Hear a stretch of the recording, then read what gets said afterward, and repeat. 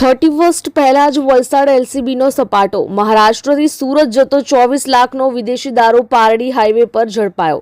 ગુજરાતમાં આગામી 31 ડિસેમ્બરની ઉજવણીને ધ્યાનમાં રાખીને પોલીસ તંત્ર એલર્ટ મોડ પર છે। બુટલેગરો દ્વારા મહારાષ્ટ્રથી ગુજરાતમાં દારૂ ઘુસાડવાના પ્રયાસોને વલસાડ લોકલ ક્રાઇમ બ્રાન્ચે નિષ્ફળ બનાવ્યા છે।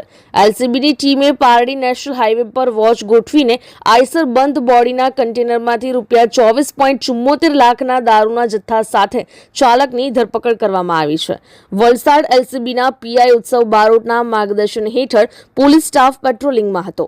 તે દરમિયાન પોલીસ કોન્સ્ટેબલ હિતેશભાઈ હમલભાઈને સચોટ બાતમી મળી કે મહારાષ્ટ્રથી એક સફેદ કલરની બંધ બોડીની આઈસર નંબર MH04HY8309 સુરત તરફ જઈ રહી છે, જેમાં મોટા પાયે દારૂ ભરેલો છે। આ બાતમીના આધારે પોલીસે પારડી જૈન મંદિર પાસે નેશનલ હાઈવે નંબર 48 પર ફિલ્ડિંગ ગોઠવી હતી। પોલીસે શંકાસ્પદ ટ્રકને અટકાવી તલાશી લેતા તેમાંથી વિસ્કી, વોડકા અને રમ જેવી વિવિધ બ્રાન્ડનો વિદેશી દારૂ મળી આવ્યો હતો। પોલીસે ટ્રક ચાલક સાગર મહાદેવ મરકડ, જેમની ઉંમર 23 વર્ષ, મહારાષ્ટ્રના રહેવાસી છે, એમની ધરપકડ કરી છે।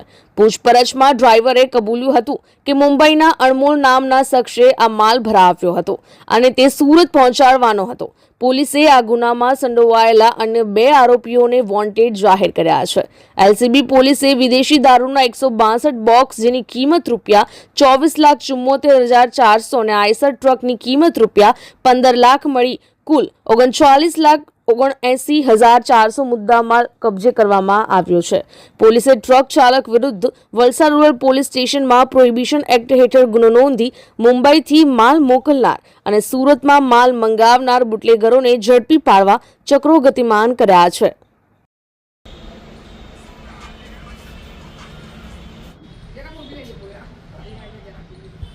અમારી લાઈવ ન્યૂઝ 24 ચેનલને સબસ્ક્રાઇબ કરો,